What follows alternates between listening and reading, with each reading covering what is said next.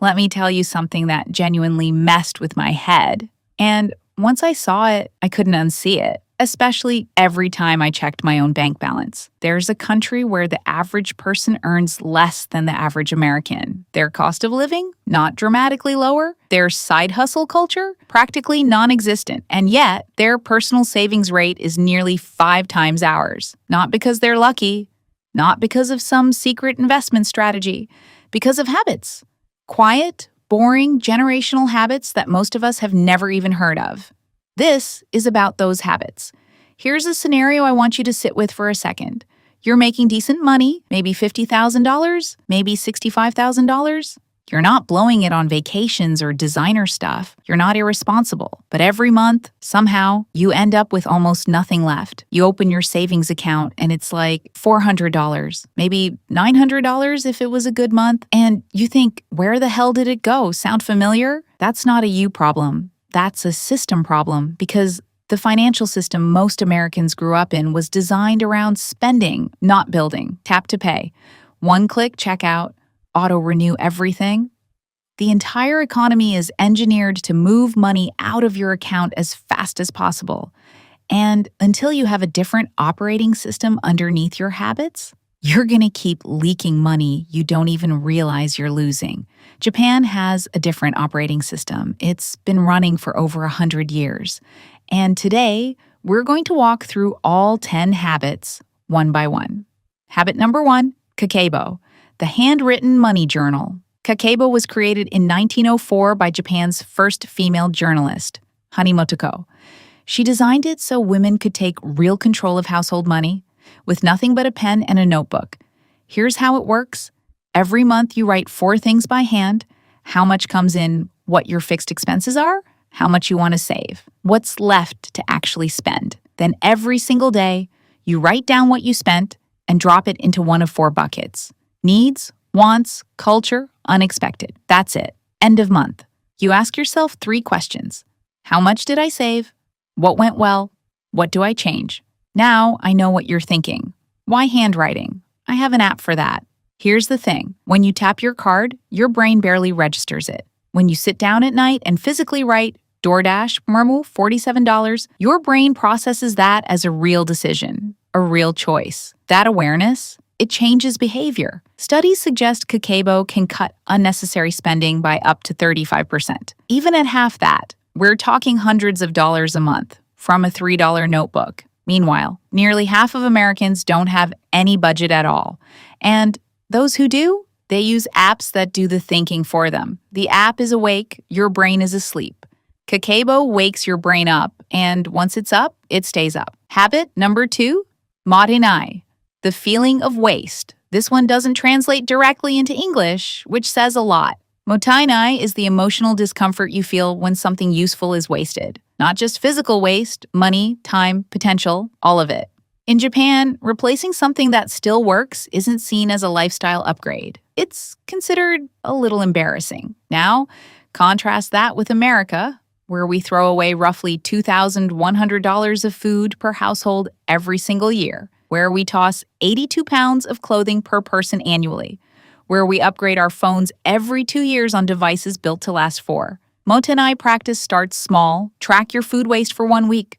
Just photograph what you throw away. Most people are genuinely shocked. Then expand it. Repair instead of replace. Use something completely before buying the next version. Find a second life for things before discarding them. The financial shift from this one mindset change alone, quietly enormous. Habit number 3, hara hachi bu, the 80% rule. This comes from Okinawa, one of the few places on Earth with the highest concentration of people living past 100. The concept is simple. Stop at 80% full, not stuffed, not overflowing, just enough. And here's the thing. When you apply this philosophy beyond food, it becomes one of the most powerful financial principles I've ever come across. It means you live on 80% of your income. If you take home $4,200 a month, you live like you make $3,360. That other $840 goes straight to savings and investments. It doesn't exist in your spending life. Now, let's compare that to reality. The U.S. personal savings rate, as of early 2026, sits around 4%. Historically, Japanese households consistently saved 15 to 20% of income, a habit passed down generationally, not enforced by apps or reminders. On a $60,000 salary, that difference is $2,400 saved per year versus $12,000. Over 30 years at 8% average returns, that's the difference between about $293,000 and $1.47 million. Same salary, completely different outcome. But here's the layer nobody talks about. Hara hachibu isn't just a saving strategy. In Okinawa, it's taught as a form of respect for your body, for your resources, and most importantly, for your future self. Most of us don't think about our future self as a real person. We sacrifice their security for today's comfort without thinking twice. The 80% ceiling flips that. It says, I'm leaving something for you. I didn't burn it all. Habit number 4, kaizen. 1% better forever. Kaizen means continuous improvement, but not the dramatic overhaul your life kind. The tiny, almost invisible kind. This month, cut dining out by 10%, not 50, just 10. Next month, bump your retirement contribution by 1%. Month after, cancel one subscription you forgot about. Then negotiate one bill. Then swap one brand name product for generic. Each step is so small it barely registers. Each step requires almost zero willpower. But 12 months of kaizen looks like a completely different financial life. Here's the science behind why this works better than big dramatic changes. Your brain's fear center, the amygdala, activates when you attempt huge shifts. It reads big changes as threats. That's why people radically slash their budget in January and abandon it by March. The change was too large. The brain fought back, willpower lost, kaizen flies completely under the radar. 1% improvements don't trigger resistance. They just accumulate until one day you realize your savings rate went from 4% to 17%. And you can barely pinpoint when it happened. Habit number 5, ikigai. Know what the money is actually for. Ikigai roughly means reason for being. Most people know it as a career framework, but in Japan, it's about having a clear purpose that gives structure to your daily life. Applied to money, it answers the one question that no budget app ever asks. What is the money for? Most people either save money because they're supposed to, or spend money because something caught their eye. There's no purpose underneath it. When you get clear on what your money is actually building, a specific life, a specific freedom, a specific version of yourself, every spending decision becomes a vote for that life or against it. Impulse purchases stop feeling tempting. They start feeling irrelevant. Purpose doesn't just motivate, it filters. For example, if your ikigai is freedom, real freedom, not a vacation, but the ability to wake up and choose your day, then every time you're about to spend $80 on something you don't need, the question becomes, does this get me closer to that morning or further away? Suddenly, the purchase feels different. Habit number 6, wabi-sabi. Find beauty in what you already own. Wabi-sabi is the appreciation of things that are imperfect, impermanent, and worn. A scratched wooden table that's hosted 100 dinners. A jacket with a small repair that just means you've loved it for years. In America, imperfection means replacement. Scratch on your phone screen? New phone? Couch cushion slightly flat? Time to scroll West Elm. The consumer economy runs on your dissatisfaction with things that still work. Wabi-sabi invites you to find satisfaction in them instead. Americans spend roughly $9,500 a year on categories driven by aesthetic dissatisfaction, clothing, home furnishings, electronics. If wabi-sabi reduced that by even 25%, by keeping things longer, repairing instead of replacing, and genuinely appreciating what you already have, that's $2,375 a year redirected. At 8% over 25 years. That's roughly $183,000, built entirely from a philosophy of enough. Habit number 7, oosouji, the annual financial reset. In Japan, oosouji is the deep end-of-year clean. Families clear out everything that no longer serves them. Physical and mental reset before the new year? Applied to money, oosouji is your once-a-year financial audit. You sit down, ideally every December or January, and go through everything. Every subscription, every recurring charge, every insurance policy, every autopay, every investment allocation. You cancel what's dead weight. You renegotiate what can be lowered. You realign everything with where your life actually is right now. Most people set up financial systems once and never revisit them. Subscriptions quietly stack, premiums creep, old accounts drift, one solid oosouji session. Most people find $200 to $400 a month in forgotten charges. That's not an investment strategy. That's just attention. Habit number 8, chokin. Save first, always.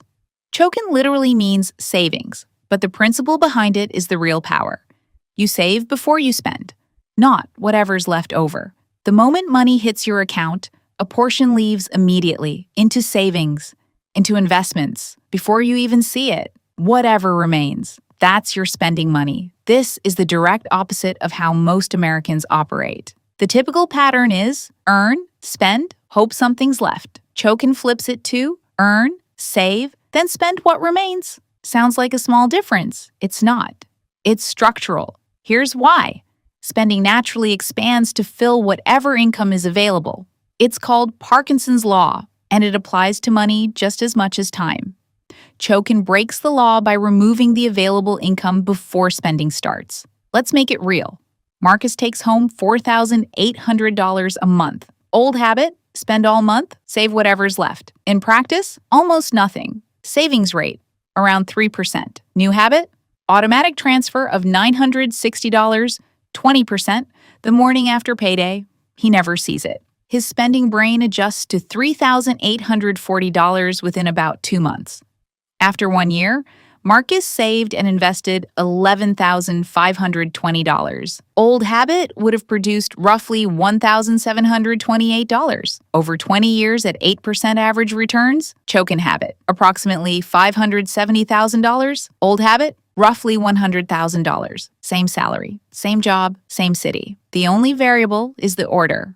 Save then spend versus spend then hope. By the way, the Vanguard 2025 Savings Report found that people saving the most aren't more disciplined. They're more automated. They implemented chokin without even knowing the word.